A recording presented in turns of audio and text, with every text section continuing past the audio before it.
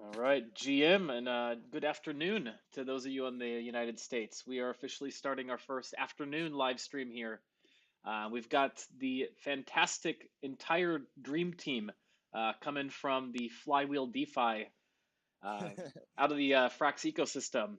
So, all of you, would you please like to introduce yourselves, talk a bit about yourself, how you got involved in Frax, DeFi in general? Uh, yeah, I'll go first. Hey everyone, DeFi Dave. Been a part of Frax since the very beginning. It feels like been in crypto for 6 years, and I've just been bopping around doing different things. And it feels good to be doing stuff for Frax with Flywheel. Like, couldn't have asked for a better team with Kit and Sam. Um, and yeah, that's just me. I'm just around. And you're literally around. You're like walking somewhere. We're curious. Where are you going? This is like so exciting. I'm not really going anywhere. I just happened to like end up in Santa Monica today, and I just went to Bay City's Deli, which is a very famous deli out here. I used to around here. It was like very nice going back, and now I'm just kind of around. Yes. The life of a celebrity. Just randomly woke up and you're in Santa Monica. Yeah. Yeah. All right, capital K. Cool. I'll go next. Hi everyone. I'm Capital K. You can also call me Kit. I've also been in crypto since class of 2017. So I got the gunshot wounds to prove it. And when Dave and I when I met Dave, because Dave is at every single conference, and but I didn't know that he loved Frax, and I also love Frax. And one day we found out about it, and we're like, dude, we should do a podcast. And then 3 months later, Luna explodes, and then he was like, okay, we really have to do a podcast, and that's how we Yeah. spun up Flywheel. Yeah. This flywheel was really created in the aftermath of Luna and trying to take back control, both take back control of the stablecoin narrative and become the marketing of Frax's no marketing. Very nice. And rounding out the trio, Sam. Yeah, so I actually forgot how I met Dave and Kit. They just kind of like randomly came into my life and we hit it off and just decided to go from there and do all this. So I think they had already kind of like had some thoughts about putting this all together. But it was easy, right? Because we've all been in the Frax ecosystem for a long, long time. Dave the longest, obviously, but Mm-hmm. like, me and Kit have been here for a long time as well too. So like, it wasn't hard to like come to a decision to like make content about Frax. I basically sent out a bat signal after the fall of Luna to like try to do all these different things. I remember I started all these different Telegram groups like, oh, this is the research one. Oh, this is like the podcast one. Like it was like 4 or 5 of them. And the Mm-hmm. podcast one was the one that like stuck and we just started doing stuff and it was just very natural from there. And I think like the most important thing was in the beginning, and this is like advice for anybody doing a podcast, is that we were consistent. Like every week we came out with something just like once a week, once a week, once a week. And eventually we were able to scale that up. So like now we have like 3 or 4 programs a week. So which is pretty cool to Mm-hmm. see. Yeah, I definitely agree on that consistency. So I mean, then it took basically the exact same tack when I was doing my newsletter. I was like, no matter what happens, I need to get something out every single day. It doesn't matter if it's garbage or like a banger. Most of them were garbage, but then over time, like I got pushed in the direction of bangers. Nice. You gotta So bang every day, right? I wish. I mean, okay. So I initially started on weekends, and then I kind of like backed off weekends just a bit, because otherwise the people around me were going to go crazy. But that's awesome. So the Frax ecosystem, I feel like, is like so ripe for content creation, because literally, I feel like Frax moves and ships faster than most protocols brainstorm. Um, like it seems like the time between like someone posting like, "Hey, Frax should do this" in the Telegram and it appearing on like mainnet is like what, like maybe a few hours sometimes. So like the three of you are doing a fantastic job of like actually interpreting this and pushing it out to people. Um, now you like how are you like being received within the Frax ecosystem? Because like you say, Frax is very much like no marketing, just ship, get it out there, let the word spread itself. Yeah, I think we've been received very well, like overwhelmingly positive within the Frax community. I think like the most important thing, the core team and the community wants to see is people put in the work. And if you show that you put in the, it's like, you get out what you put in, and like the fact that we like put in the work for the past several months and proved ourselves, and that's why we have this relationship keeping on going. That's mutually beneficial between both of us. I'm not sure what you guys think. Yeah, I mean, like, you ask anybody who's worked in the core team for Frax what it's like to be there, and it's like it's a lot of work. I mean, you're working all day, and Sam expects a lot, so I think that naturally just comes over into what we're doing as well too, to go out and build. Yeah, and I'd like. I think Mhm. let me just add one point is I feel the most community support came from when we did our grant and just kind of reading through the comments and engaging with the community. Then it really kind of made us realize that damn, we're actually doing something that people are paying attention to, watching, getting value from. That's what really keeps us going. Yeah, how was that grant process? Was that difficult to go through? Because the Curve ecosystem is very, very, very, very loath to accept grants. Some things get through, but they're kind of very highly skeptical, so it's kind of a rough process. Is the Frax ecosystem also as rough, or was it pretty easy, given that you're all like well known within the Frax like world? I wouldn't call it easy per se. It was definitely a process, but I think like how we've gotten grants over the past 9 months was just starting off small. Like our first grant was 6K a month for 18 months, and it was just an experiment to show like, hey, like we're capable of doing this.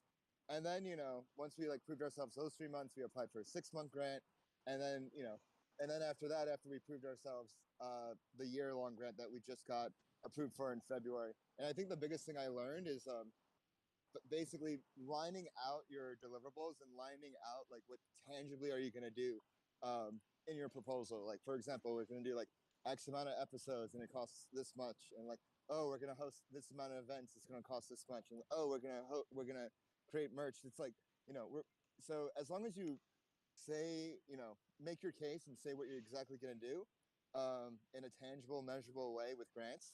I think it's it kind of like works on its own and works itself out on its own.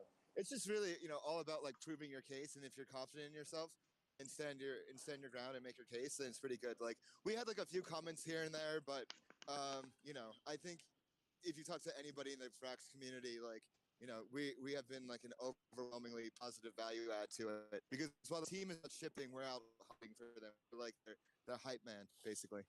Really, all about like proving your case, and if you're confident in yourself. Hey there, I hear Hash that. Spike. Oh, Hash Spike just disappeared. Never mind. Um, Excellent. So I wanted to Yeah. jump. Oh, go ahead. No, no, I was gonna say Dave put a lot of work into the thing, and I think it was kind of nerve wracking going before the DAO, right? Because like, obviously, you can kind of like guess what certain people will do, but like anybody can come along and like leave comments, or like they have like $1's worth of Frax versus like Frax shares versus like a few $1 million worth of Frax shares, and so like getting feedback from everybody, I guess, is a little bit different than like Yeah.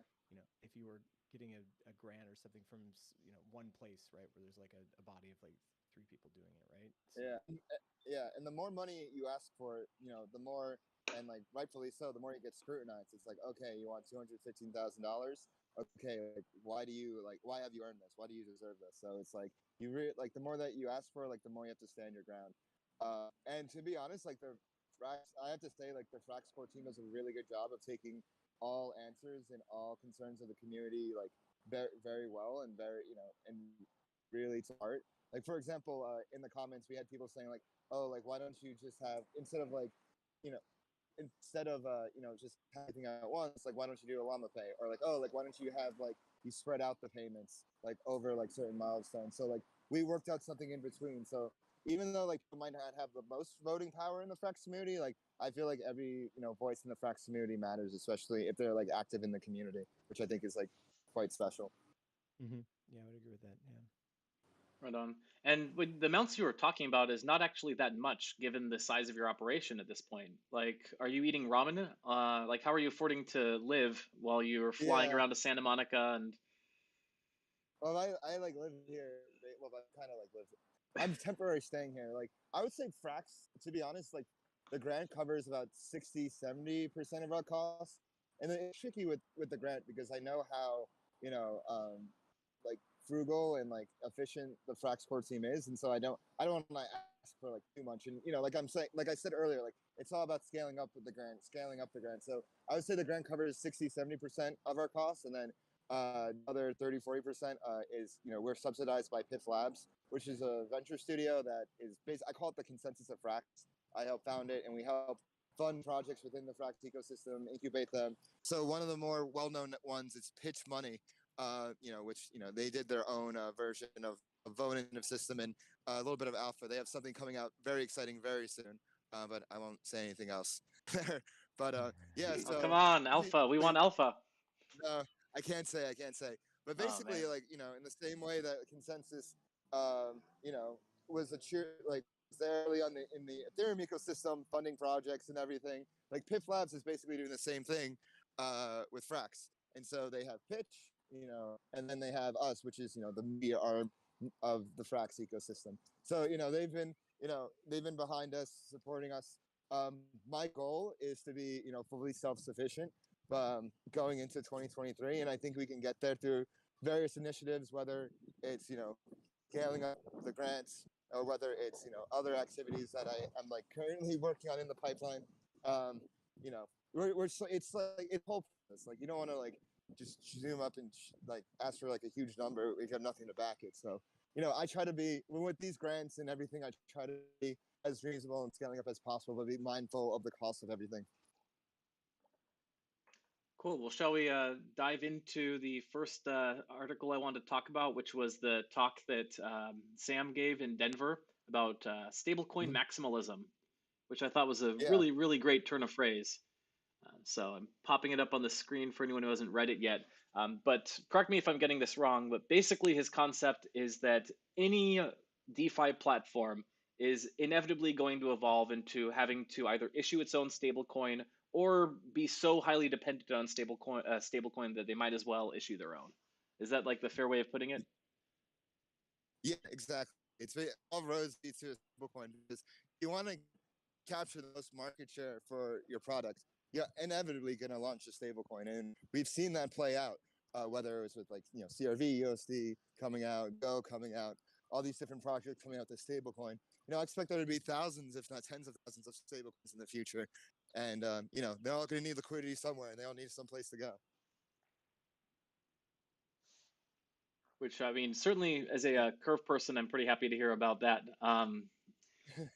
Now, is it necessarily Yeah, that it it's needs to be dollar pegged, or does it just need some kind of like strong utility? Like, would you say like KlimaDAO's carbon credits are a stable coin for carbon? I don't. To be honest, I don't have enough information to like form an opinion on that. I would Hmm. say, you know, dollar stablecoins are obviously the most dominant stablecoins out there, but now we're seeing, you know, the rise of ETH pegged stablecoins with LSDs.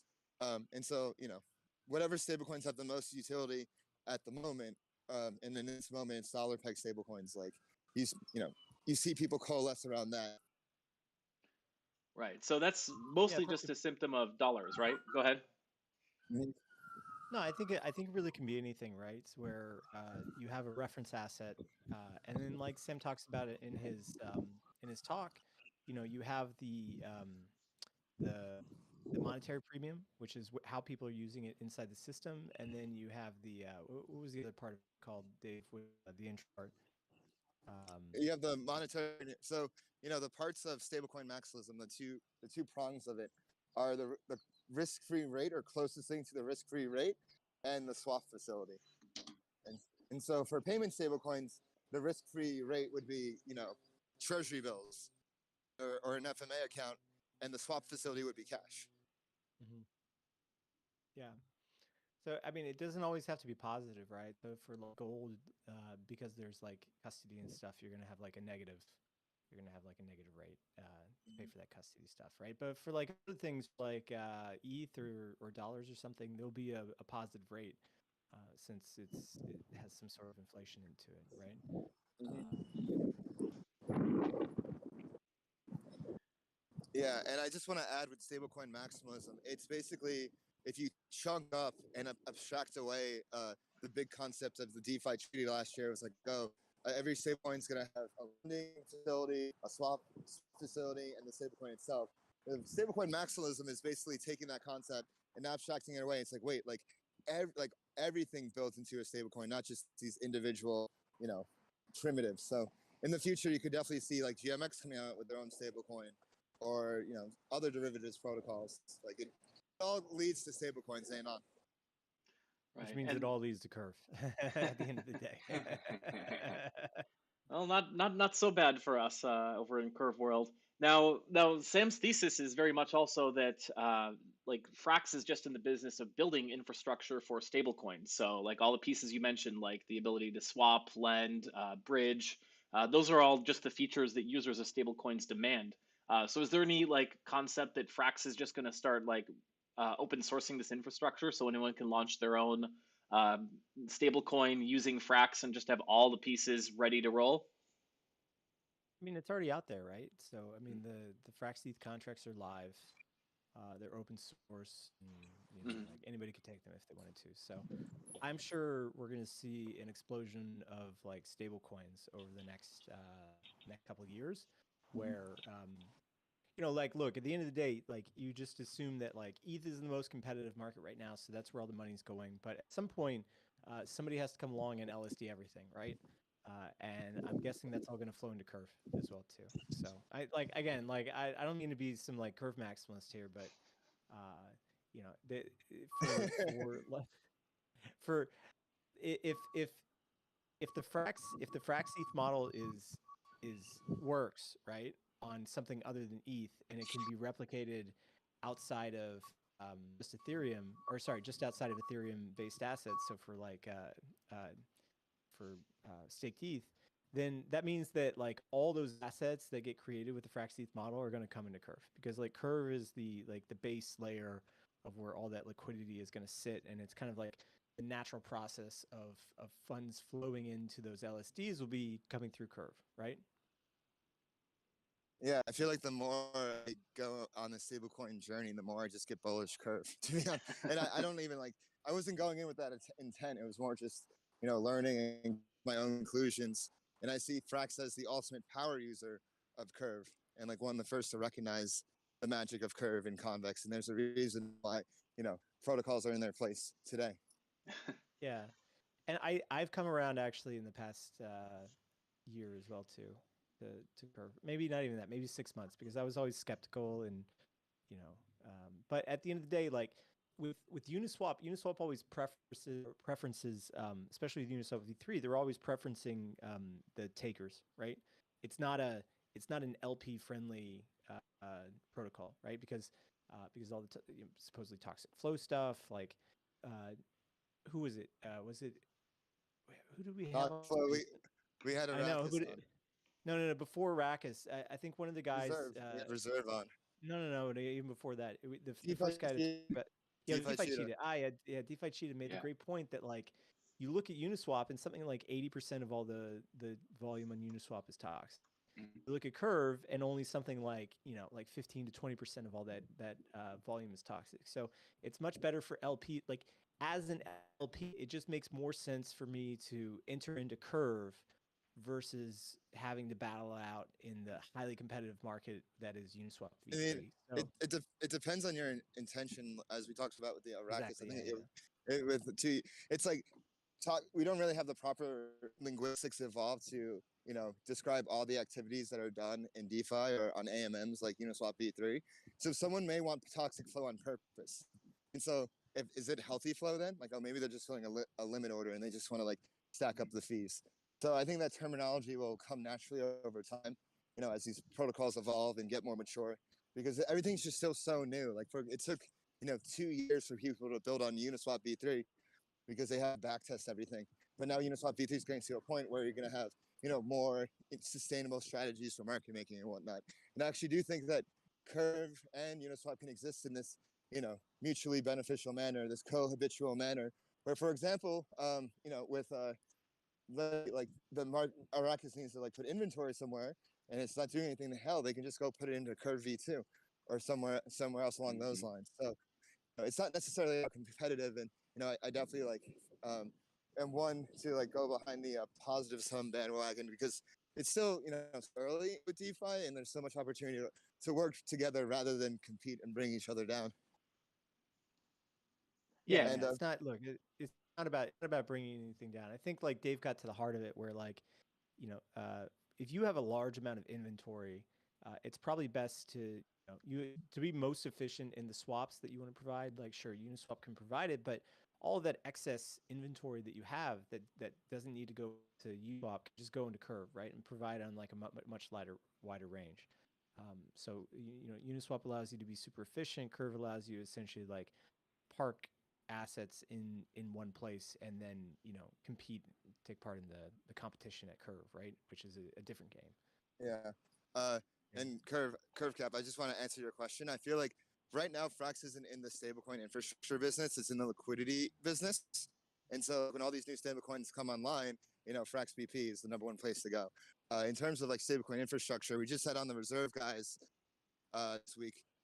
And that's like what they're building. Like anybody can build their own stablecoin, which I'm actually quite excited about because like right, the first coin, well, their second technically stablecoin was EUSD, which is mobile coin stablecoin. But in theory, like Curve could have their own like Curve collateralized stablecoin made through Reserve. Like Frax can have its own, Frax collateralized stablecoin in Reserve. So I think Reserve could be much talked about much more in the future. Yeah, Reserve also has a nice big stash of, I think, convex sitting around in their treasury that they can use to then incentivize the Yeah, stablecoin. So they're Yeah, playing it smart. they have been DCAing because I think the most informative thing that DeFi Cheetah has said is Curve is the central pricing power point for stablecoins in all of crypto. So if you want to like find out if a stablecoin is pegged or not, you don't even think to go to a centralized exchange. You go to Curve, which is really powerful and a really hard moat to crack. And so so like if you want to gain influence in the area of pricing power, it just makes sense to accumulate convex and curve and FX as a protocol. Yeah, it was very fun for me. I was out most of this past weekend, but anytime I had mobile access, I was checking in. And my Twitter feed was full of people just posting pictures of three pool because they couldn't believe. They're like, "Oh my gosh, Tether is 2%. Now it's 3%. Now it's." Oh. Yeah, it's a free asset.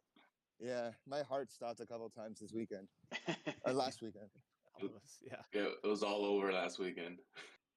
It was wild. Yeah. It's but if you've all been in crypto since 2017, do you think the like weird cataclysmic events are increasing in nature? Because it almost feels like it's getting more wild than it used to be, and it was always very wild.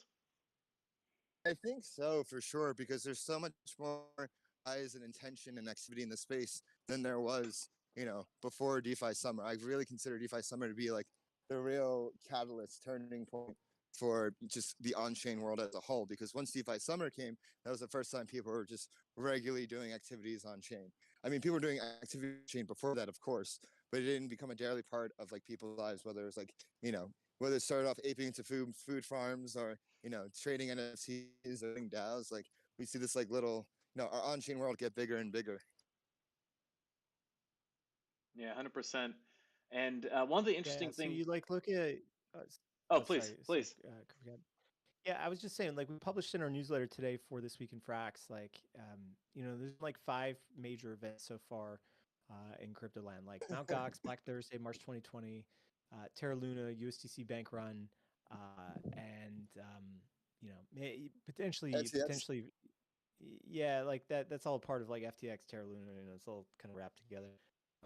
But we've seen some of the biggest blow ups in this space over the past year and 18 months ago. We were kind of like sitting on these like big highs, and the only major events that had taken place before that were like Mt. Gox and then the 2020 crash. So, and we're in a space where, a lot of people are entering into these products without understanding the risk or like, knowing where the black swan events could be. I think before Friday, nobody really thought that like USDC would ever depeg, right? We saw that in the code. Like people actually coded in like Hard coded USDC. $1. Yeah. Yeah, exactly. Like even in Frax, like we're hard coded to USDC, right? One USDC equal in Frax. So, I think the custody risk from USDC was just something that people just took for granted, and now has to be meant for. But then again, like for Frax, like we don't really have a second option because there is no collateral that is better than USDC right now as a fiat stablecoin.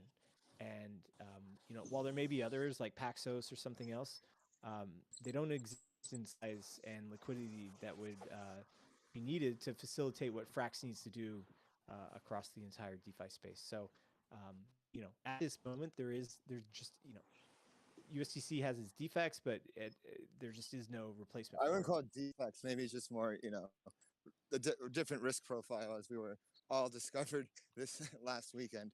But yeah, Yes. I agree. I don't think there's like a better asset at the moment, to be the reference peg, quote unquote, to Frax than USDC. I mean, like, yeah, you could have Tether, but it's still it's still the same level of risk, except just Tether's a black box. And I actually do, and so it's like you damned if you do, damned if you don't. Like even if you diversify, the reference peg and or collateral, and like have some of it like USDT and some of it USDC, that's not really that much better. And just the best thing we can do is try to work towards the Fed master account, which might sound like a pipe dream right now, but it's better to lay the groundwork now than just like wait to our thumbs and then it's like, oh, it's friendly now. But at that point, then everybody's gonna go after it. So it's like damned if you do, damned if you don't. Hash Spike, if you want to unmute, you can go ahead and ask your question directly. I say you dropped a question in the comments. If you don't unmute, I'll assume you aren't near a microphone. I'll just read it for you. All right. Hash Spike is asking when Frax is expected to be backed by 100% USDC collateral, and how does that impact the utility of FXS? So that's happening. Well, I wouldn't say like backed by USDC collateral. It's like Frax AMOs, since mostly crv.lp tokens, which has the nuance is there and it's important, but it's to be up to 100% collateral. That just takes over time. I honestly don't have a number. Maybe like if I just shoot for a number, like 4 months, 3-4 months. I really don't know. I could but it is it's there. I'm the decollateralized function. No more decollateralizing. It's up to recollateralizing from there. And I think this was like a really big moment in Frax's history, saying like, hey, we're going to move towards 100% collateral ratio because it's both the safest and most the best design as we've seen over the past few years. And then correct me if I'm wrong, but Frax is actually moving to other forms of collateralization, right? Mm-hmm. Yeah, that's right. So a lot more Frax ETH and sFrax ETH will be on the table so in the proposal for up to 100% collateral ratio, it was in it like, oh, Frax will purchase $3 million of FRX ETH a month to support the collateral backing. And this is quite bullish because Frax has to be 100%. That means the balance sheet's going to be bigger, and so there's more assets on the balance sheet as well, and so more Frax ETH and sFrax ETH. Yeah, the whole Frax ETH experiment has been just so much fun to watch because you were very late to the game on it. I think probably the last last LSD to launch that I'm aware of. I don't think one's launched since Frax ETH, but you're already in like third or fourth place, which is phenomenal. Yep. Mm-hmm.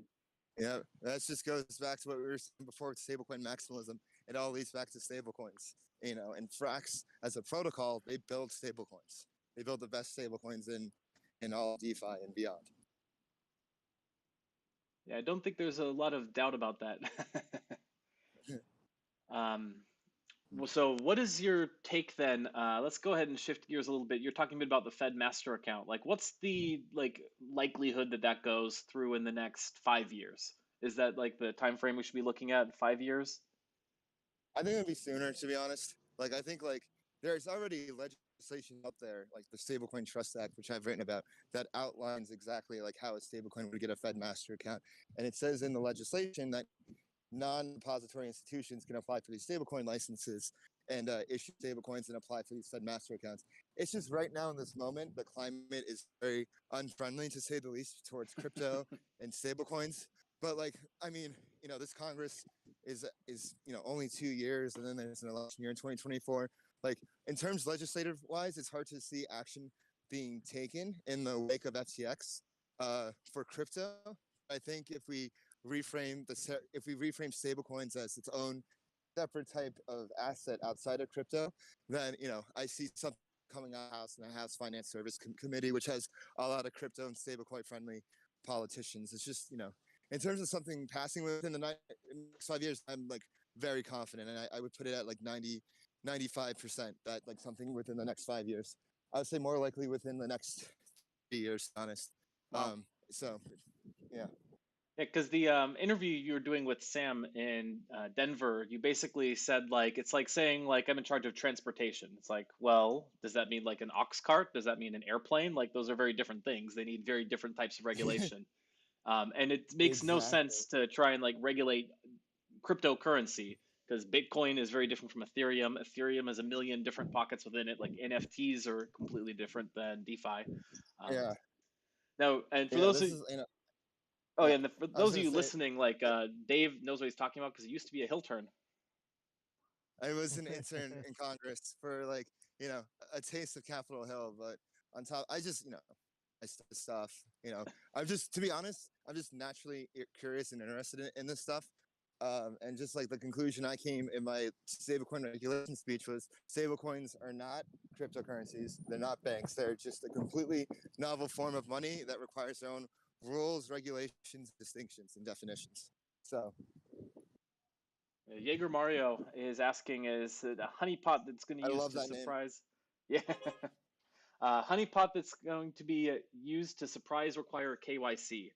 What's like Frax's like position on the whole KYC thing? Uh, I can't speak for Frax on that, to be Of honest. Like, course, yeah, yeah. Frax exists. Frax exists in the world on chain. Frax is a DAO. Frax is a crypto cloud like stablecoin. Frax, the stablecoin, is not touching any on-off ramps. So I believe that the on-off ramps should have there could be like more jurisdiction for KYC there, and probably will be. And as we've seen, there is. But in terms of like the crypto collateralized world, like I can say my personal position, like if it exists, the world on chain is sovereign, and so that's how I feel. And I don't think like things should be KYC on chain. It just adds like friction to stuff. I'm sure. I think what's really interesting is you have like opt out of solutions, and so me and Sam saw something really interesting at ETH Denver of what Amin from Rye is building these privacy pools that allows you to exclude addresses you don't want. So let's say you have like a tornado cache, but you don't want to like mix with the North Koreans because they're North Korean. All the stuff they do, like You hacking don't need to everyone, explain why. and Yeah, everyone knows why. and other things. Yeah, everybody Yeah, but knows I why. mean, Like you can but say like crypto's here, so North Koreans can send money to Iranians, right? I mean, like at the end of the day, that's why we have Bitcoin. I think it's kind of unfortunate that the only way into ETH now is like through like regulated environments. Previously when there was proof of work, you could have run a miner and like just made ETH that was brand new, right? And had no connections to anything else, and hadn't been through an exchange, and Hmm. didn't have that sort of like any taint to it, right? And now we've kind of like lost that ability, and I again like I guess it's just a matter of government functions happening or whatever, but at the end of the day, there are benefits to providing these services, however distasteful they may be to certain people, because again, like the point of the blockchain is not to discriminate, right? It's not yeah, to say you can and can't do this. It's essentially to build open systems that anyone can do anything, and then it's the job of like regulators and other people to figure out what that is and who those actors are. yeah. So it's a game of cat and mouse. Yeah, definitely. I agree with that. It definitely is, and that's why I say the chain is sovereign, and like it should be treated as such, like uncharted territory. Yeah.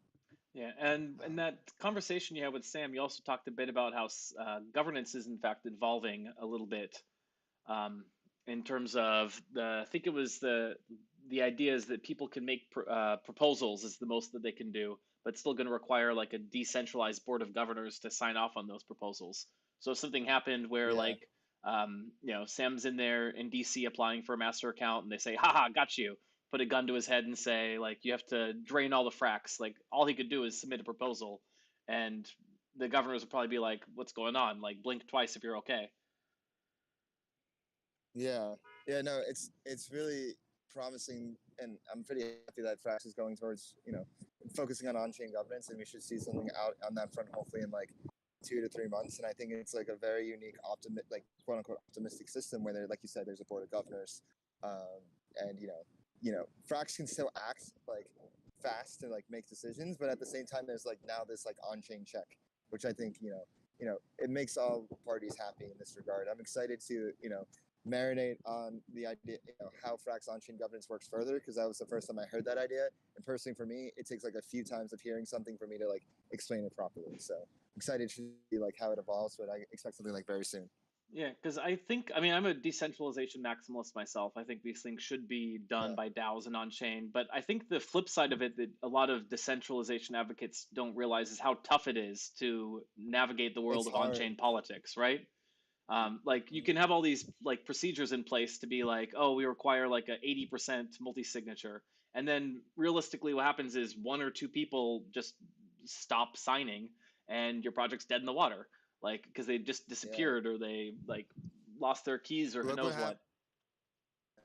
there. I mean, there's like few cases of when on-chain governance goes wrong. So look what happened at Compound last year when there was something happened with their nation, or look what happened with Bean Money. Like Oh they my gosh, yeah, they it's so didn't sad. have a delay. Yeah, and it wasn't anything in their smart contracts. It was just like the wrong governance assumption, and had their funds drained. So on being on chain is tricky, and we should always strive towards being more on chain and strive for building more decentralized and more immutable, because like I said, that's why we're all here. And so Frax is like on that path, and we've seen this done successfully before. I think like a really good case of this is like Synthetics. Synthetics has done a really good job in like decentralizing into DAO with different DAOs and Whoa. the curb cap disappear. Yeah, I think curb caps is this. All right, this Oh, is I now guess our server, we guys. have to host Hello, now. hello, I'm back. Yes. Taking over. I'm back. I don't know what happened there. It said I was Okay, we connected to a took different over for a minute. location. You guys can hear me okay? Yeah, we can hear you. Good. Yeah, Let me we just got you. check in on the stream. I thought everything was fine. I don't know what's happened. Um, go ahead and keep continuing your thoughts while I get thing. Okay, looks like we're back. We're so bad. We're so back. Yeah. There's also a ton of guests here, Carbon Lattice, and K-Mets, Jaeger Mario. If there's anything that you'd like to, feel free to hop in. I'm looking. How can we help people switch from XETH first to Fraxeth first? Would be great to have an easy way to migrate. That's a great good question. idea. Yeah. I feel like Curve doesn't have any easy migration stuff built in is the problem. It's probably worth building a feature like that into a future one. My guess is Curve never added it because if there's a easy way to help migrate, then that's going to be like an easy attack vector. So it makes sense just not to even have that from the get-go. But nowadays, Curve has enough resources. The new pool type could probably have some kind of easy migrate built in. Yeah. I think the rollout of Fraxeth is going to be interesting, right? Because people are going to see the value add and coming in and getting those like permanent incentives, right? You're essentially putting staking yield on your LPs, and so like as we go forward, I think it's just going to take a couple of like big pools, right? One or two big pools to switch over to Fraxeth. And then people will just start talking about it, and eventually you'll see like everything all at once. So it's always a difficult thing, right? But once it'd be nice to see more clarity from the Frax DAO about like how those payments are going out, like what the process is to get that set up. Like there's probably just needs more education in the space of like, oh, I'm adapt. Most people, because what I found is that like most people don't even know about these incentives, right? They just automatically assume that okay, like let's just use ETH, but they don't know that if they use Frax Base Pool or Frax ETH, that there's incentives for them to pair against that going forward. But maybe we'll see. I think it's just going to take a couple of pools, big ones, success stories to come out and show the benefits of switching. Do you think the Frax ETH is inevitable against its competitors just by its design? I know I'm talking to Yeah, I Fraximalists, think so I'm sure it's a biased crowd Yes, here. we are biased. we are versus biased. We versus say we what? are biased. Versus like Weth or versus what? Well, yeah, Weth, I think you have a pretty clear use case over Weth. No, I mean just like the dual token model between Fraxeth and SFraxETH was definitely an epiphany for me when I read it. Just like so makes perfect sense, and I hadn't seen any other token really try that. And just the capacity to earn the best yield, like best yield's going to win, and it seems like Frax is super well positioned to get that. Yeah. Yeah, at the end of the day, I mean, look, I think they learned a lot. We're last to make our model, right? So, we could see everybody else making theirs and kind of like iterate on top of it. One of the things that a lot of these tokens did initially, because they didn't have access to the 4626 vaults, was they just made rebasing tokens.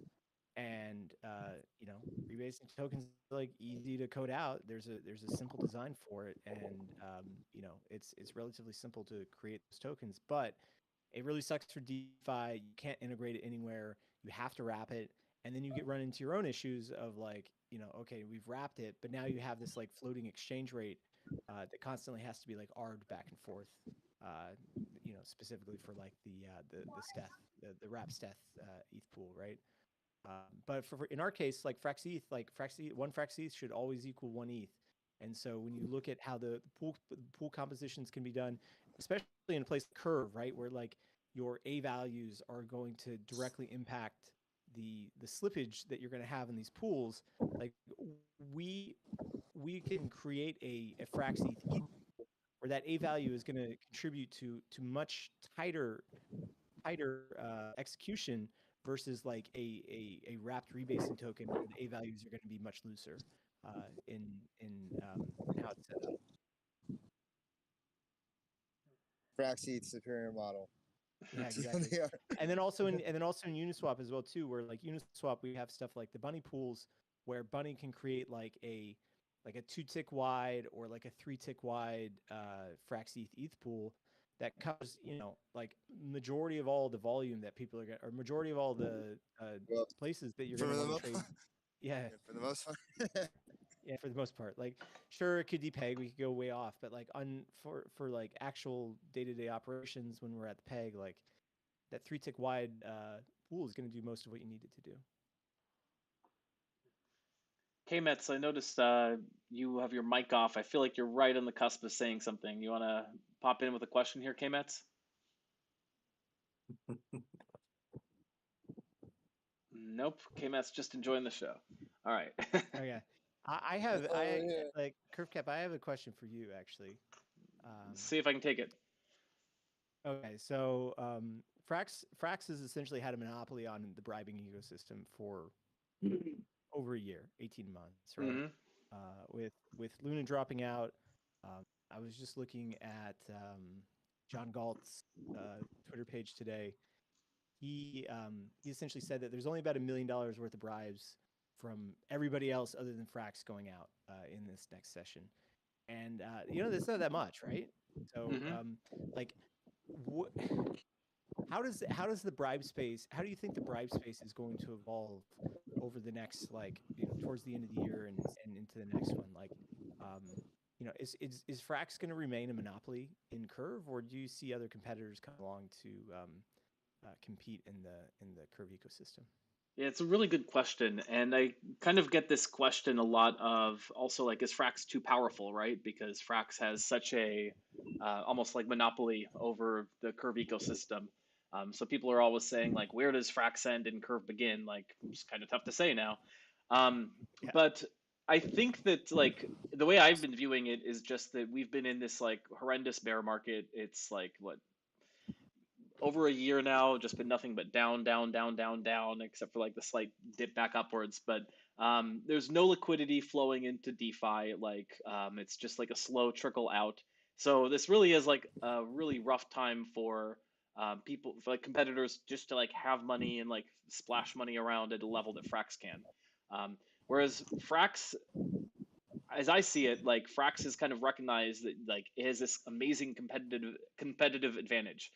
Luna immolated, and now the field is cleared. So Frax literally has like free reign of the field to do whatever it wants, and it's instead of doing nothing, it's actually like using its resources and its position extremely wisely, so that by the time anyone else does try and like compete, Frax will already have this huge advantage. So will other competitors emerge? I do believe competitors will emerge, but I think it's going to we're gonna have to be back in like more of a bullish market when there's just silly amounts of money flowing in and people get their like ideas in their head like, hey, Frax has done this, we can do this too. Maybe they have like investors writing them $30 million checks to like just like start dumping money around and see what happens. But until the money gets silly, like you kind of have to like work with the money that is there, and that's Frax. Like Frax is one of the only ones that have money just to spend on growth. Yeah, it's on the flywheel. Yeah. Honestly, curve.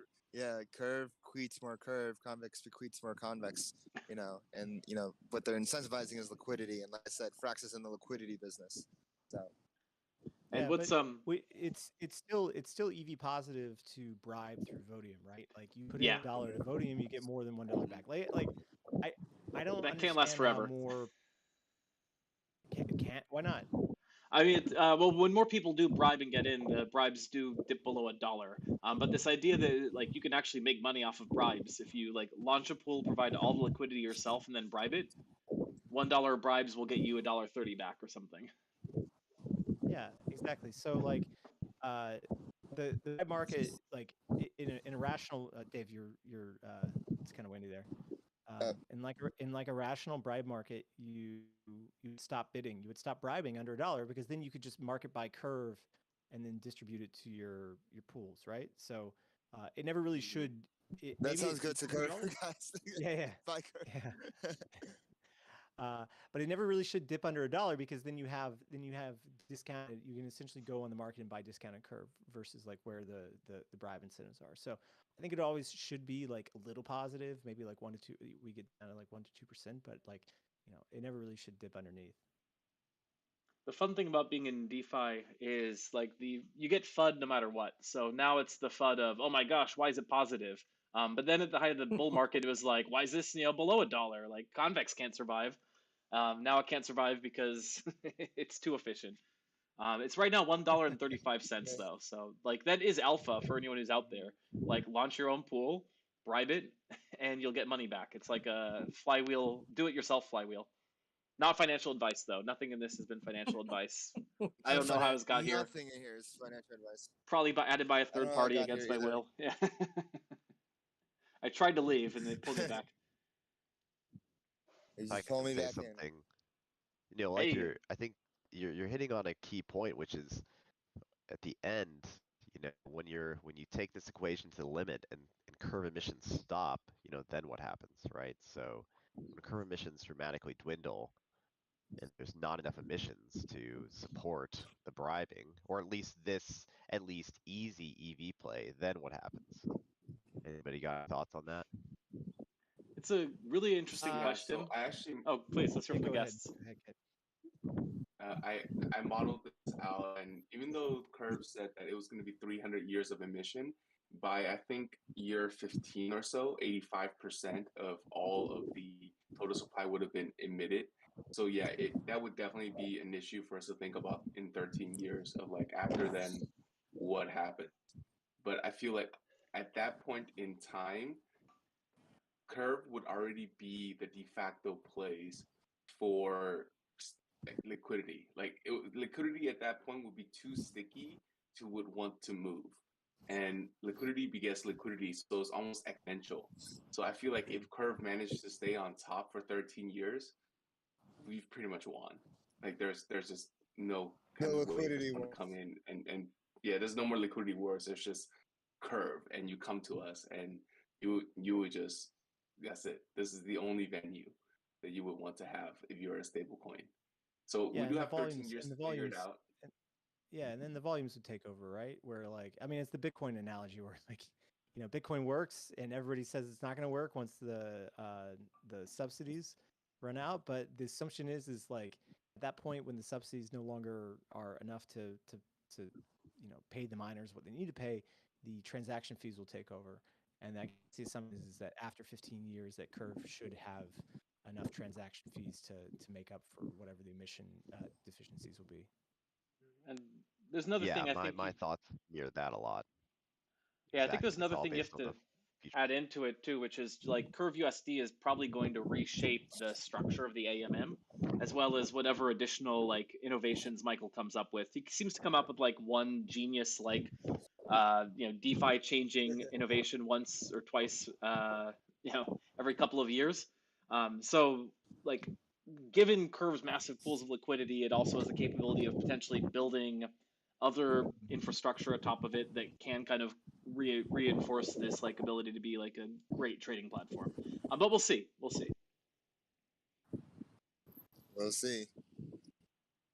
So Cameron sets a question about Frax chain. So the intro of Arbitrum Orbit leads to L3 permissionless chains. Curious to get everyone's thoughts.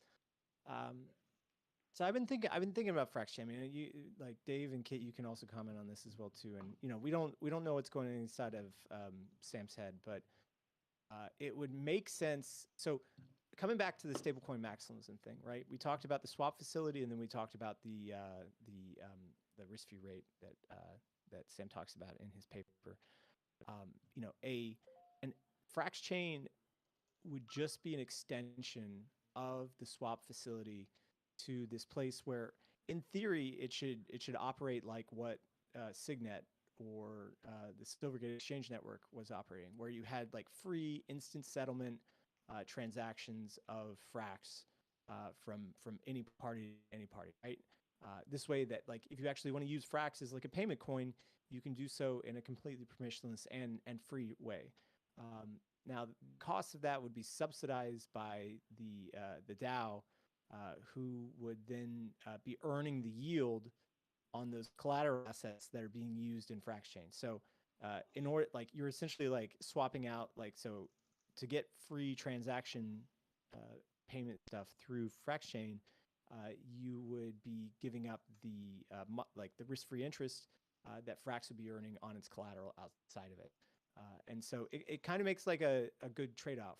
Here you create this like instant settlement system for Frax, but at the same time, like all the collateral that's backing that instant settlement system is then earning yield and going back to VFX holders. But so that's just my own opinion. I'm sure Dave or Kit has some other ideas, but that's where I've gotten in my I explorations mean, of it. in that model, would all collateral be essentially on the L1 for the Yes. security? So like all the Okay. collateral would stay on the L1. Frax would like put it into its AMOs. So I don't Frax has these AMOs where it takes excess collateral and then it invests it in like Curve or like in whatever parts of DeFi, right?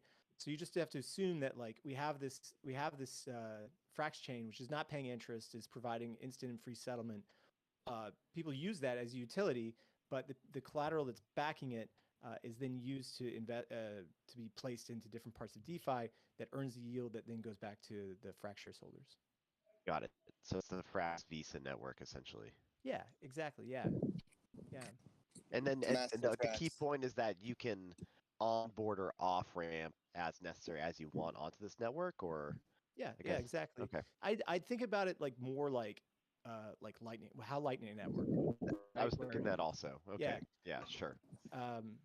sure, like you could the best thing to do would have it be for free. Like just maybe have like a one sat equivalent transaction fee just so you can't have spamming, right? But having something that works in that sense where you have free and instant settlement to anybody who wants it, and you just start providing it to like different exchanges or different banks or different companies, then it becomes an actual transactional currency instead of something that's just used for like farming or in DeFi somewhere is providing collateral. Got it. Cool. Cool. I'm just excited for it. But this is a conjecture. I mean, Sam may have some other ideas that he's putting together, but I just think about like the end result. Like, so think about where stable coins could displace incumbents, right? Right now, we have a transactional net payment system that's pretty much just made up of like debit cards and credit cards. And on the broader sense is Visa, MasterCard, and essentially what they're doing is providing transactional services so that you can pay with credit that is advanced to you at any retailer inside, well, pretty much globally, right? And for doing that, for providing that service, charging anywhere between like 1 to like 3.5% on every single transaction. And so that's a huge amount of money. And Visa and MasterCard have just massively grown over the past, 50 years since they were launched, right? Um, so what stablecoins offer and what we're essentially working towards is the ability for companies to have like instant settlement across like any sort of global location. And then if you want to build in consumer privacy or consumer protections, sure. Now you just add smart contracts that like if you're a retailer like sell goods and you're bound by the EU to like hold all those funds for like 90 days in case anybody wants a refund. Well, sure, you just build a smart contract for that, and that would exist on Frax Chain as well too. So you could build like all of these consumer systems in there to allow for a new transaction system, which doesn't even charge any fees or funds, or doesn't even charge any fees to operate. And the benefit or the reason that anybody will operate that system is that like all that collateral that's backing that transaction network is used to either invest in treasuries or to invest into DeFi and earn that risk-free yield. Yeah, it makes perfect sense. Lightning for stablecoins. Yeah, yeah, Lightning for stablecoin. Nice. yeah. But the thing about Lightning and like and BTC in general is that it has no base yield. There is no risk-free yield for Bitcoin. You just have Bitcoin and it's worth something, right? You don't earn anything by like, oh, okay, sure, you could run a Lightning node, but you know, it there's differences in the system that we're building, right? Where we are always going to be focused on having a yield aspect and a transaction aspect. And the purpose Bitcoin gets away with this because it functions as a purely peer-to-peer decentralized currency that nobody can stop. And like even if you're North Korean or Iranian, like that's where that yield comes in. You pay for that service by being able to step outside of any sort of capital controls, and that's what makes it worthwhile. I mean, Okay. quick poll. Has anyone ever, who here has actually sent a transaction on Lightning?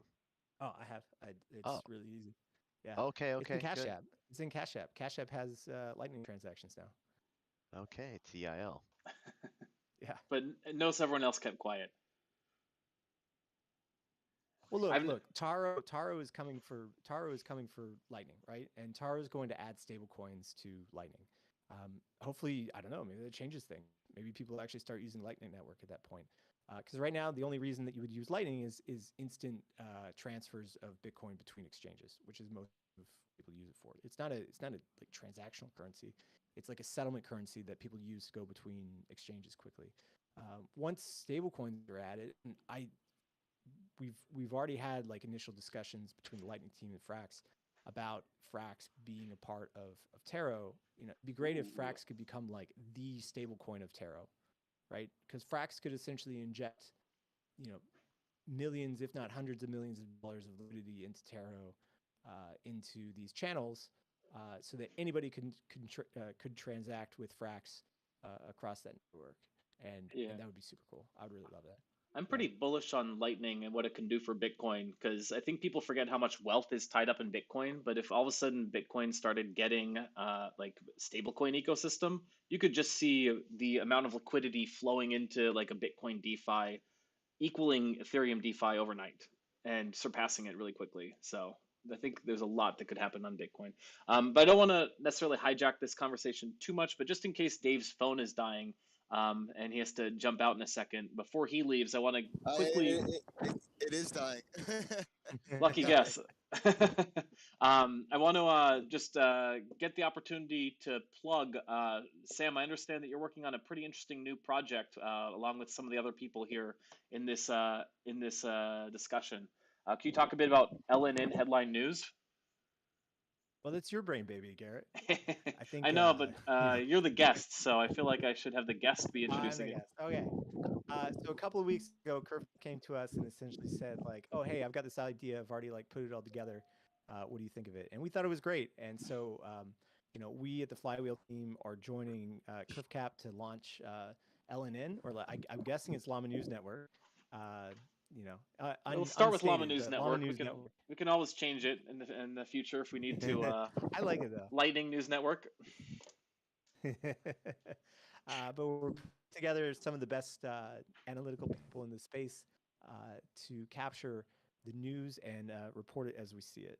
So I'm very excited to see how it grows, and you know, we're relying on you guys in the beginning to help share out the word about it and bring some new subscribers to the channel. So there's a Twitter, there's also Telegram, and we'll be expanding from there. Yeah, I'd say at this point it's kind of most the action is around the Telegram. The Telegram leads, the Twitter account bleeds a little bit. Like, but just to give people a sense of what all is going on behind the scenes here, like this actually came to me from last Llama Party's guest of Haim Solomon. He just kind of reached out to me randomly and said, Garrett, geez, like I would be willing to pay if you just launched a headline news service. And I'm like, oh, I'm too lazy to do that.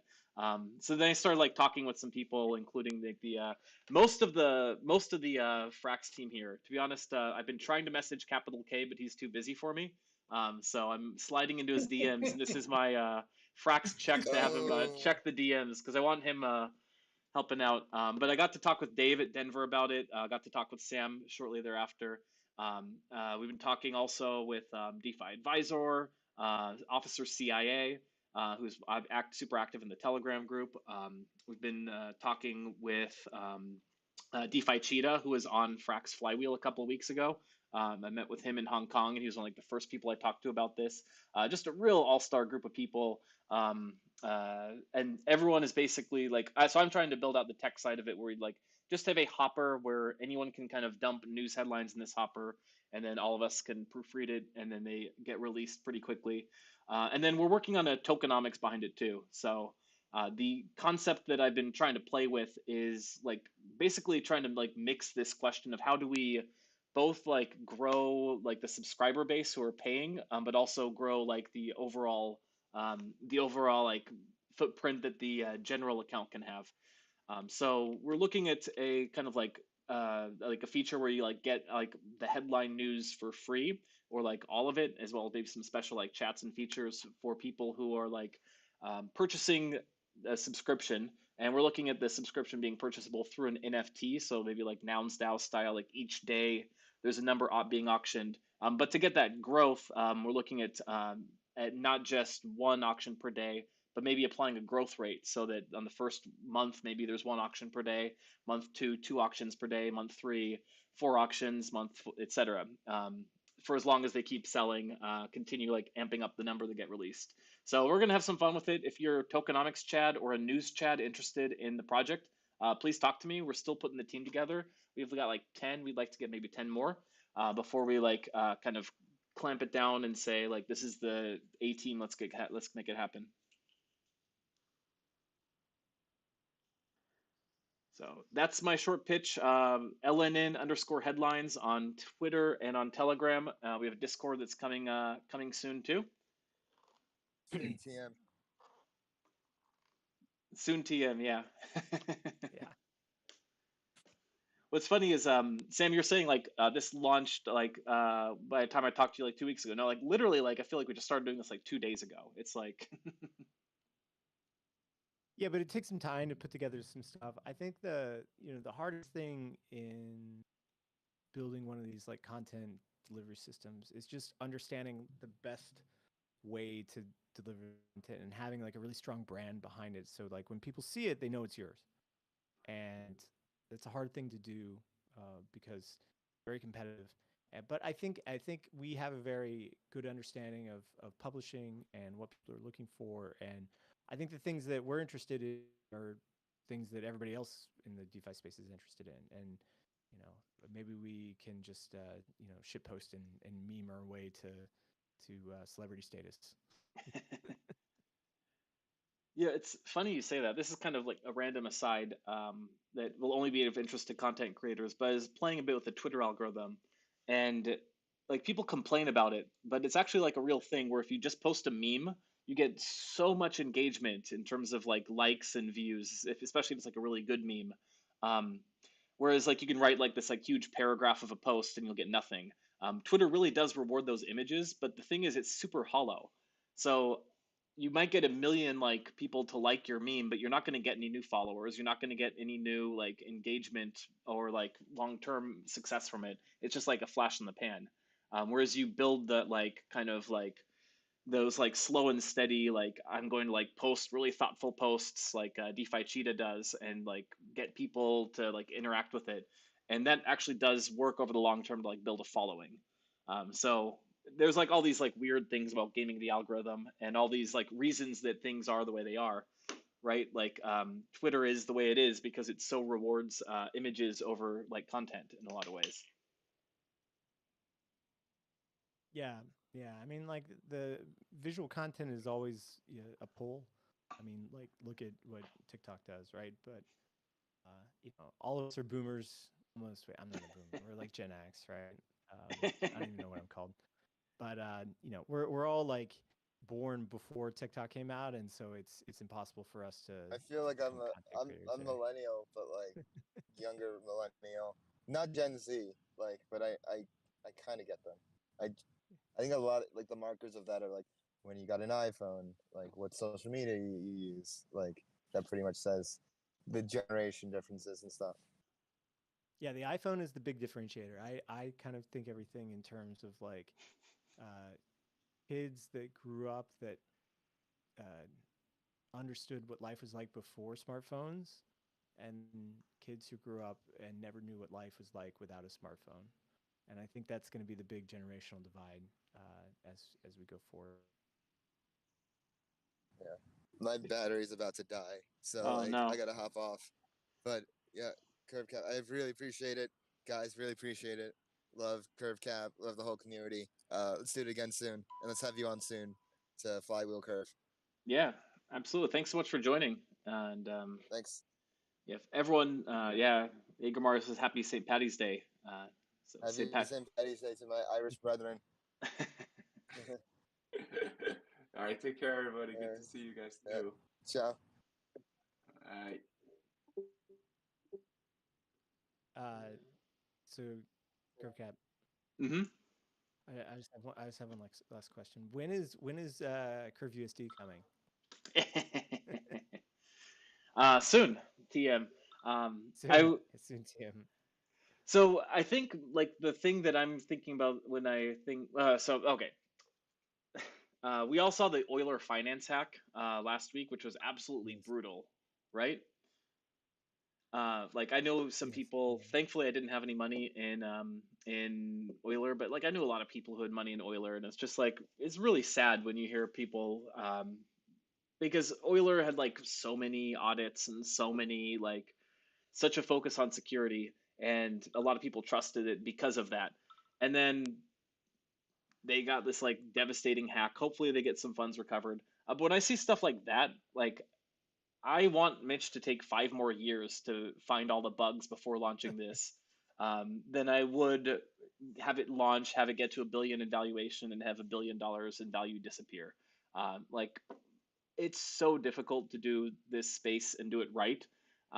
Like really, Web 2 folks said it's so much easier because there's so much like so many like loopholes and backdoors you can build in Web 2, and when you're doing it right, when you're building immutable smart contracts that can't be upgraded and have no access to users' funds, like it's just a terrible, terrible burden. And yeah, I'm in the camp of like let Mitch take as much time as he needs, let him get as many audits as he needs, and let's make sure it's like works as well as all of the other curve contracts to date. Yeah, I'd be interested to see how it starts see if it starts like a Frax curve renaissance, right? Because you would assume that the new base pool becomes Curve USD Frax base pool, right? Or like Curve USD Frax, right? As like the base pool that everybody would use, because this would finally be a fully decentralized like base pool, which would have its own, you know, risks, you could say. But at the same time, it would have unparalleled liquidity. And based on from the things that I've heard from other people, potentially you could set the fees to 0 and it would still be profitable. So yeah, you could set. Yeah, you could. So it's a question of I'm not actually sure what the plans are. I know that the capacity for launching more base pools is sort of more robust than people realize. So it's a little bit of a headache, and it kind of involves some manual like work to get them into factories.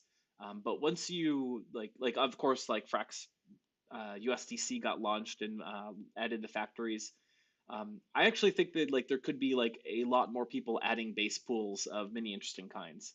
Um, so I don't know what the plans are on that front, but I definitely could see like a Frax Curve USD base pool, and it doing incredibly well. And Yeah, but that's a political question. That's not. I mean, that you're talking about a political issue, not a technical issue. exactly. And I don't really know Yeah. enough to know how the politics of that would play out. Like, Because is there enough political will to bring in new base pools, right? And I mean, that's a different question. yeah, and I think Yeah. there is. I think largely there is will for the let's say like the protocols that are like actually engaging and doing stuff in a meaningful way in Curve. Um, and mind you, I also think that like there could be like opportunities for like a Curve ETH base pool or a convex ETH base pool. Like I don't think these base pools necessarily need to just be focused on V1 pairings. I think there could be Try Crypto would be a Yeah. really good base pool, like because I've made the argument that Try Crypto would actually be a better reserve asset if you have to move away from dollar-backed stablecoins. Maybe when we have Frax BTC, we can make like a Frax ETH, Frax BTC, Frax base pool, try pool. Exactly. Yeah, I know I it's on think the list. so there FIDI is working on the Try Crypto NG contract, which will allow anyone to launch Hmm. their own 3 coin factory V2 pool. So literally, Frax Oh ETH could wow. launch Frax BTC, Frax ETH, Frax Try Crypto competitor. You could do That'd that be cool. without permission, and you could make it a base pool too. So there's Yeah, fun stuff coming. I'm most interested to see, like, I think like we're hitting this like sophomoric maturity, or like, early maturity in ETH based assets for now. Obviously there's RWAs which could come into Curve at some point. I doubt it. Um, it's just hard to do that. But I think the next frontier is like the long tail of assets that haven't been LSD'd yet, and eventually will come into Curve. Um, Mhm. so you'd look like, why isn't Solana on Curve, right? Like, why isn't AVAX on Curve? Like why aren't all these products that exist in other places and have liquidity, why are they in other places and why aren't they on Curve? So like, Mhm. if you have all these other L1s, you know, why just aren't they there yet? And the main issue is nobody's built those bridges yet. Nobody's built that liquidity base in Curve. But I think that's the next frontier, because have to think about like, Curve is essentially limited on its Ethereum thing to like just the Ethereum based Curve market, right?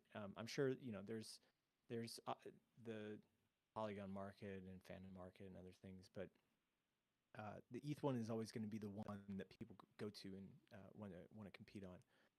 And I don't really like.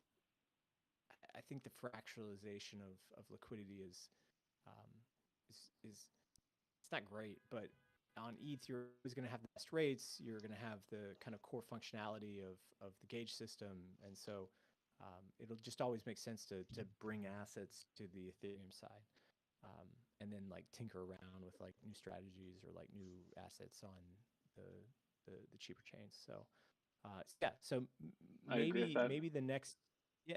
So maybe Solana and Curve like the next thing leads to the next Curve bull run, right? Yeah, Yeah. we'll see. We'll see. It's interesting you bring up real world assets. This is actually a good question. If anyone wants to pipe in, feel free to like unmute and weigh in on it. Because I've heard two schools of thoughts on RWAs. One is that like Ethereum's going to take off when like everything gets tokenized onto Ethereum.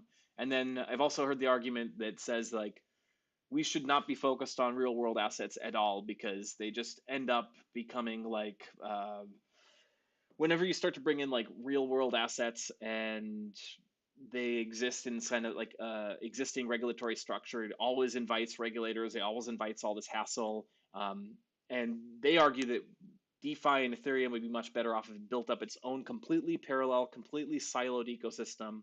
You can only buy like assets that exist on chain, and you should, basically force the real world assets to give up and add themselves on chain rather than trying to force them on chain when they don't want to be on chain. I'm curious if anyone has any thoughts on that particular argument because it's kind of an interesting one. So I worked for an RWA company before, uh, back in like 2020. So I worked for a company called Realty for 3 months, or like 3.5 months, Mm-hmm. and man, it was a pain to like for people to buy shit. It's such a pain for the tokenization process. Like, um, it doesn't really make sense, seeing how as we have 100 years of securities infrastructure, to just tokenize something for the hell of it, right? It just doesn't make sense. But Mm-hmm. I will say that RWAs make sense for a couple of reasons. First of all, they allow you to more easily sell US based securities to non US citizens. So if you're in like France, or if you're in Italy, if you're in China or somewhere, and you want to buy U.S. property, or you want to buy like U.S. based securities, then the the regulatory process of how you sell those securities to non-U.S. people is very easy, and there's not a ton of regulation around it. You just file the paperwork. It's a Reg S filing, and it's not like doing a Reg D or like a Reg A plus or like Reg A thing. Like it's way different. So that's one reason. The second reason, which I thought was pretty cool, and I think this could be a big reason why RDBA has become popular, is that the the yield those on-chain assets provide can essentially be tokenized, right, and then streamed over a period of time. So, like, you buy some $50 worth of property, and then you're getting half a cent every single day for that one token that you have, right? And every single day you get a little bit more yield that comes in the form of like DAI or Frax or USDC or something, just delivered to your address. And eventually maybe you could go buy some coffee with it. But like that daily yield is something also really powerful as well too. Um, and then those are the primary two things. I'm sure there's some other things that people have like looked at, but like honestly, all the feedback that I got about RWAs was just those two things about why people liked it. Yeah. Nice. DeFi advisor, I think you're going to say something. Are you there? Saw your camera for a What's up, second. folks? Nice to see you. Yeah, like I told you earlier on the LNN group, me and technicalities and knowing what to press when is not, it's not exactly my strongest side. Yet definitely nice to be able to join while you're still on, although I'm kind of sure you're about to finish up. Yeah, And probably pretty soon. We lost 2/3 of the DeFi team, but we still got Sam, so. we should keep going. We do have like some folks from the LNN folks. I don't know what you've told the audience yet, but I'm definitely thinking it's quite a nice initiative. Yeah. And It's so nice, let's pitch it about what twice. you guys, what? It's so nice, we should pitch it twice. Go ahead and pitch it. Yeah, for sure. I think that people they really like this kind of short content. Like, give me the headline. Let me know if I should even bother to check about this story or not. Like, don't tell me to read a thread, because I don't have any time to read a thread. I think it's the like the mindset of most users. Like, if we really want to bring, like, if we really want to scale as a community, I mean, like, we have the technology and the infrastructure, and we're getting better at it. Like with Arbitrum, for example, we can probably have more than 10x the users that we could have on ETH, and do stuff. And I think we should also have like stuff that help us scale as a community. For example, more news channels, more media. I think what all you guys are doing, and I'm also trying in my ways to participate in it. We do serve our own role within this industry, because like, if we don't let people know about what's going on, they will not know about it. It's about bringing a few people in every single day. Just like I'm sure you guys are seeing your private channels grow with your ventures, with what you do, CurveCap, and what you guys do at Flywheel. Like it's about growing every day. It's about getting the word out there. It's about letting people all around the world know that there simply is a better way, and there are smart people working on it 24/7 around the clock. We will create and are creating already better opportunities for people worldwide. It's just about letting everyone know about it.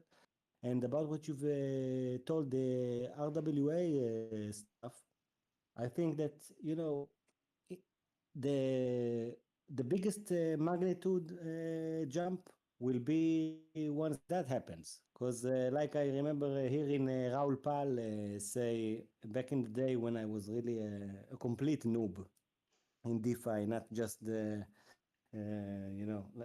like not that I'm an expert now, as I always say, but I'm not as noob as I was 2 years ago. Okay, so uh, there's a huge, there's an enormous. He said something like that. There's an enormous wall of money waiting to come in. Like once the channels for it to enter will be opened with stuff like Curve does, with stuff like what Frax plans with Fedmaster account and whatever. Like once we get that ability to onboard these huge amounts of capital, we will realize that what we're handling now is like a fraction of the real capital waiting out there. And once people know about it, like it's gonna happen. And just like private person, like normal people all around the world can do it, like retail. I mean, I think is the right word. Institutional money will be onboarded, especially with top protocols such as that. Like I'm not sure they're going to farm dumb stuff for airdrops or whatever. Like I don't think that's the point. But using real world asset as collateral will be like the the epitome of all these different technologies integrated together, like stuff like Curve and ETH and Link and I don't know, even stuff like if you know Land X and whatever. Like there there is so much capital out there waiting for someone to find a way to put it on chain and convince other people that they are better off trading it off chain and on chain. I'm sorry. And I think that we should keep doing our job at it every day. I'm really proud of all you guys and the people behind you that like you represent, or the people of your communities building such great stuff. I think you're giving us all new opportunities every day, and please thank the teams at Care, at Frax, and whatever you guys for all that you and they do. And definitely, I think that another news channel like we plan to start now, I do think that it will create all kind of dilemmas for us, like on which kind of news to put and why and how do exactly we choose how to do it. But I do think that there is a kind of a thirst within the community for all kinds of knowledge and all kinds of information in a very short way for them to start to just decide, do I care about Yeah, it? Do I press this link or not? And if not, who cares? I will look for the next one. And I think yeah, that it's a very nice niche to start. And also, like I told you earlier in the group, I think that if we find a joint vision for us, which suits all our previous visions, I think that we can really turn it into a very serious media channel that really gives a very broad picture of crypto and DeFi and economy. I think yeah, this landscape can absolutely. be really huge. And I wish us luck and thank you guys. Yeah, thank you. Thank you. Good points. And jumping off that a little bit, like one of the big challenges I think a lot of people have when they get into cryptocurrency is just the volume of information. Because there's a lot of information and a lot of it's really bad. So you say, how do like new people come in and then they fall for like going into something that's maybe like I don't want to say it's like a scam, but let me just say it's like less reputable than like Frax or like Curve or something. So they'll like be like overinvested in Hex, or they'll be overinvested in like Shiba Inu or the latest dog token. And actually, those are like maybe projects that are doing okay.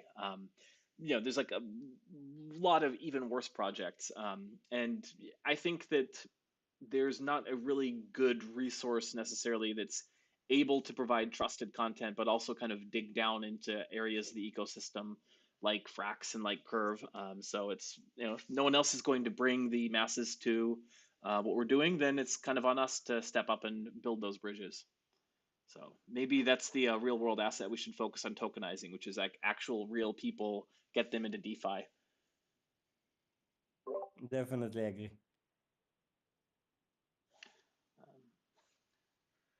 So, Sam, you were still sticking around representing Frax. I feel like we should give people last crack of asking any questions about Frax or anything to you, since you're the guest of honor here. Hash Spike asks in the comments, if is Frax thinking about Conic Wars? I don't know enough about Conics yet to make a definitive answer about that. I bought some Conic on when they launched it, but I haven't seen their new. I should probably go check it out. Actually, I'm gonna add it to my list of like things to go look at. But I know they've launched recently, and it's something I do want to look at. So, how would one take part in the Conic Wars? I guess is the question. So I will go ahead and try my understanding, but it's very likely I will end up like butchering some of the details. So please, Coneheads, do not get too overly angry with me. But the concept with Conic is that they have these kind of single-sided omnipools. So if you have Frax, then you will just put in, for example, like you will just deposit Frax, and it will figure out the blends within of which pools it should apportion it to, as voted by the DAO.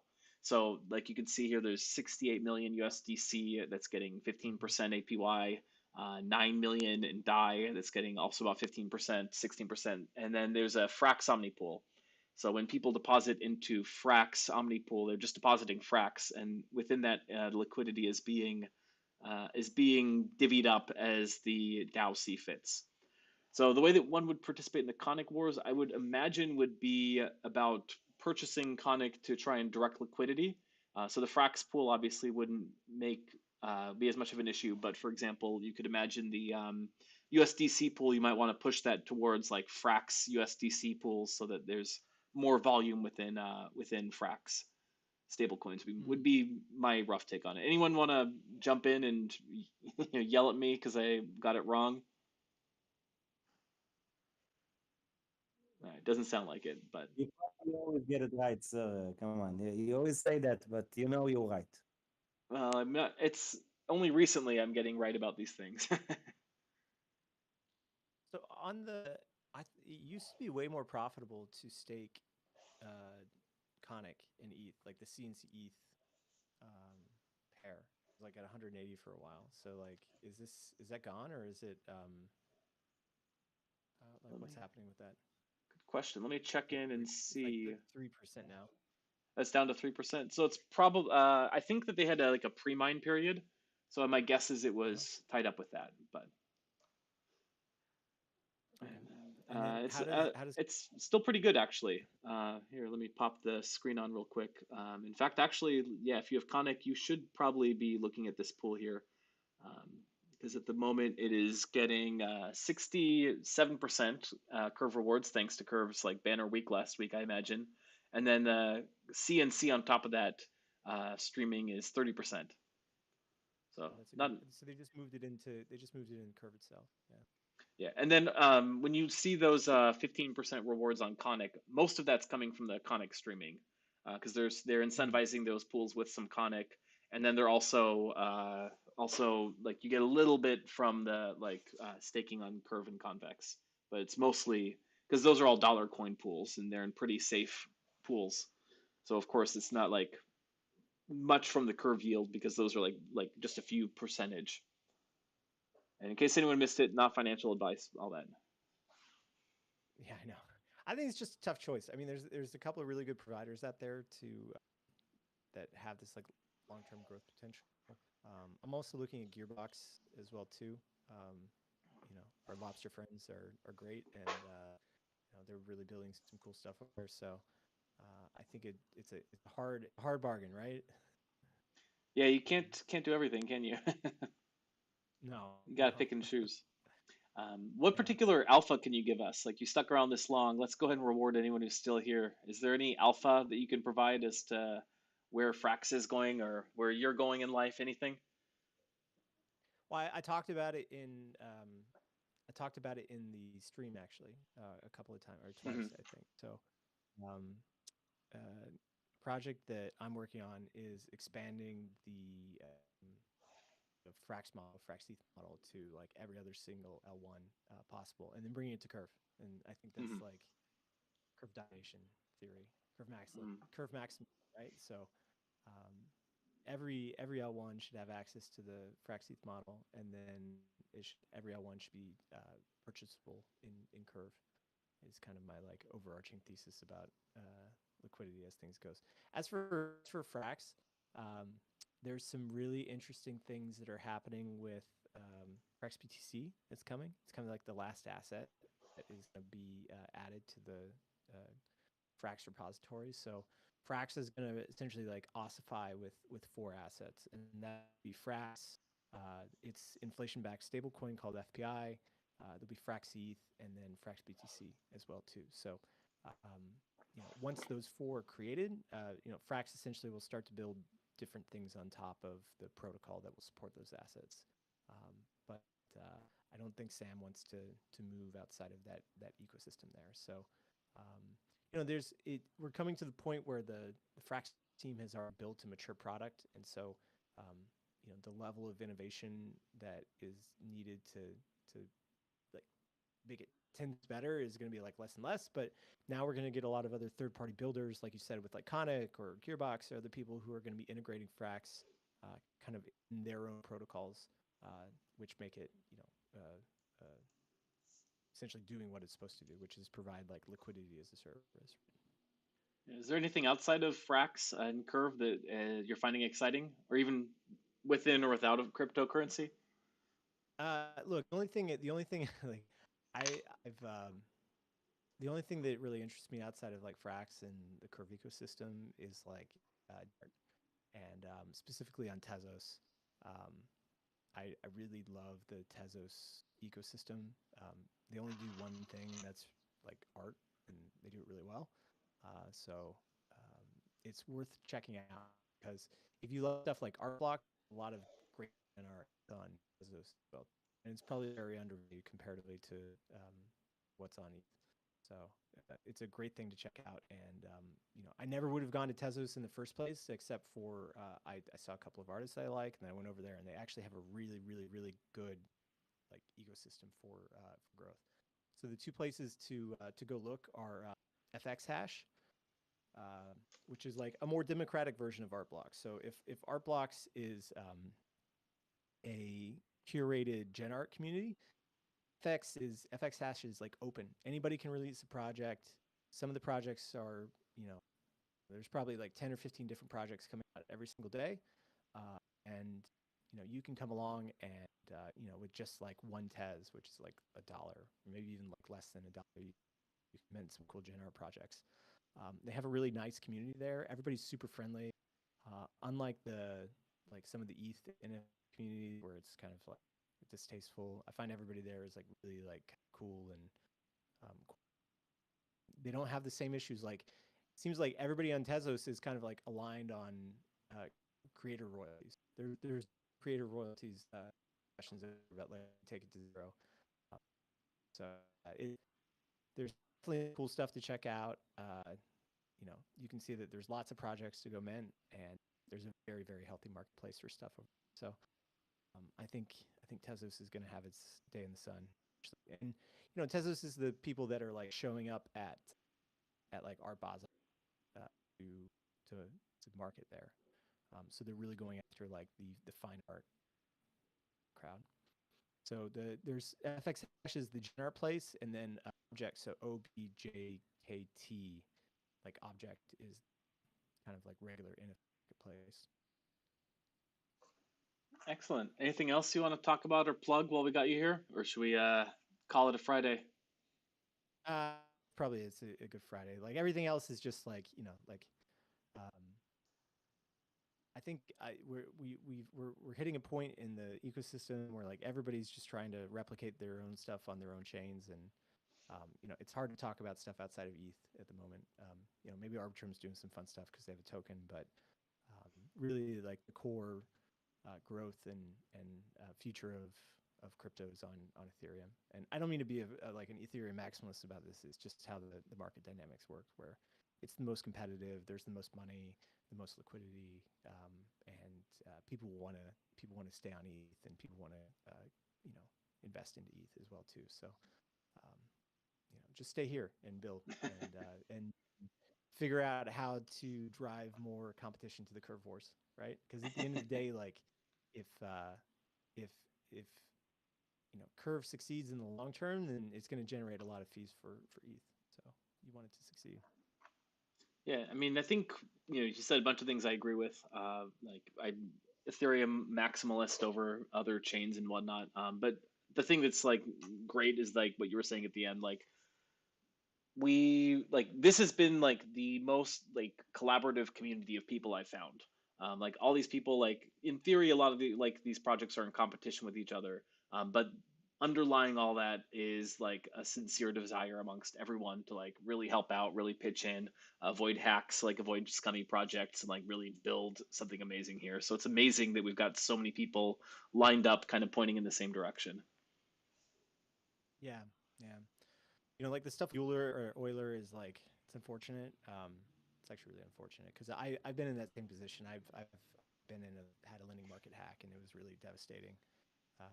But there's other core products like I think Curve is the lending's always risky, right? Like it's going to continue to be risky, but at the end of the day, there's good products out there, and they're pretty well known already. I always think it's easier to it feels makes me feel better at night to invest in projects that are like have some sort of maturity, right? That aren't like fully mature, but are still working there. So like Frax, Curve, Aave, right? They're going to be around in 5 to 10 years, and it just makes sense to kind of like be a part of those projects because the community's ossified a little bit, but there's still a lot of room for growth. And additionally, it already has product market fit. So trying to create something new. The thing I'm starting to understand about Curve is that um, I heard this from the Blur developer. I forgot his name, but he was on Laura Shen's podcast. He was essentially saying like, or the chopping block with the guys, and he was saying that like once a marketplace has established incumbency, it is really, really, really, really hard to knock that incumbent out. So like people still use Craigslist today, like with the terrible UI and like just a 25-year-old system, people still use it, and it's still really profitable to use it as well too. So like unless somebody is doing something for the Ethereum user base that Curve isn't already doing already, and same for Uniswap as well. Two different markets, two different incumbents providing these services. I just don't. I'm not gigabrained enough to come in and figure out like, oh, how do I create a new like swap facility that is totally outside what anything we've already built and is what people want, right? I don't know. Maybe that's the cow swap guys, right?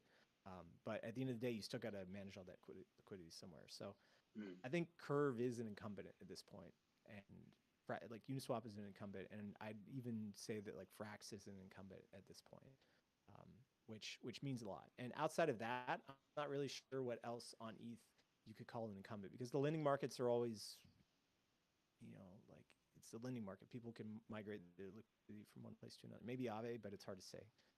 And I don't really think there's any other incumbents in crypto at this point. So Yeah. that unincumbent is staying around.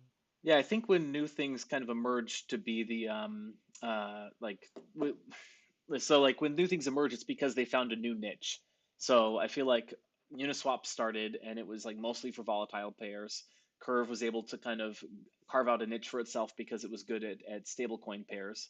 And then and then who knows what's going to come next? But like you could imagine, for example, someone builds a swap for LP positions or for vault tokens or for some new EIP standard that is only being written now, but ends up having a bunch of volume in it later, TVL in it later. So like I think that as we keep building new and more products, there's going to be more and more opportunities that will emerge for people to launch new products. But I don't see them necessarily displacing the incumbents. I see them creating just rounding out the ecosystem so there's more amazing stuff happening, which brings more people onto Ethereum, which burns more Ethereum, which makes our token go up and makes everyone happy.